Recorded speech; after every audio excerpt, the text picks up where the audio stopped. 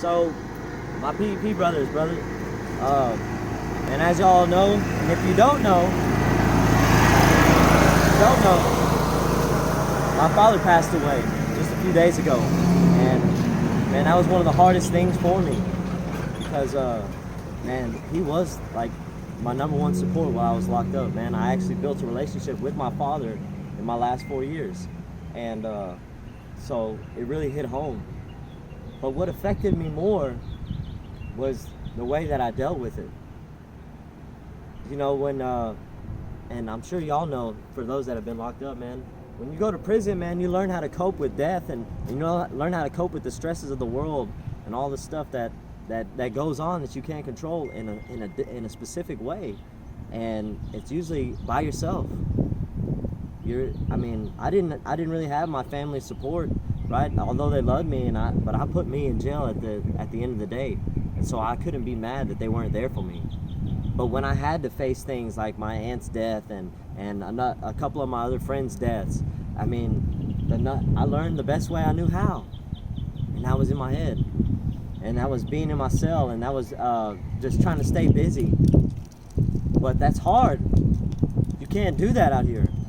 I learned how to deal with that in there, but when I came out here and I tried to cope with my dad's death, I didn't want to be around my family.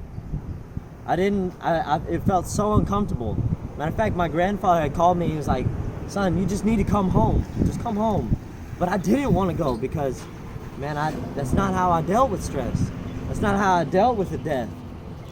But I chose to do it anyways. And so when I drove home, all I was thinking about was how I didn't want to do this. And then in my mind, I was looking for a reason to go back home.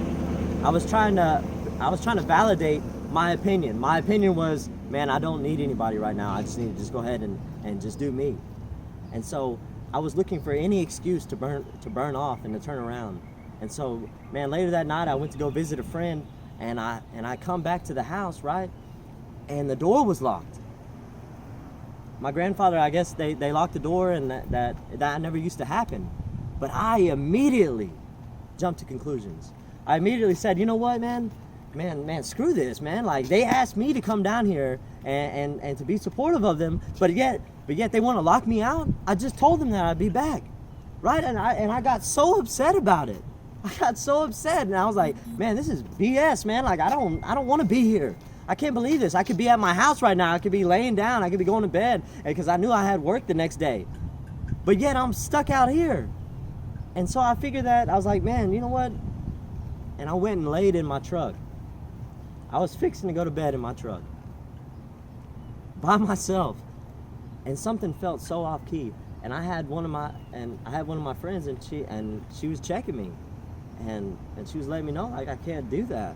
And you know how stubborn I am, and all I wanted to do was just be alone, man. But at that moment, man, I realized like how institutionalized I was. But something had to change, because life begins where your comfort zone ends, and I had to be there for my family. And so I sat there, man, and I just hated myself, man. I was hating it.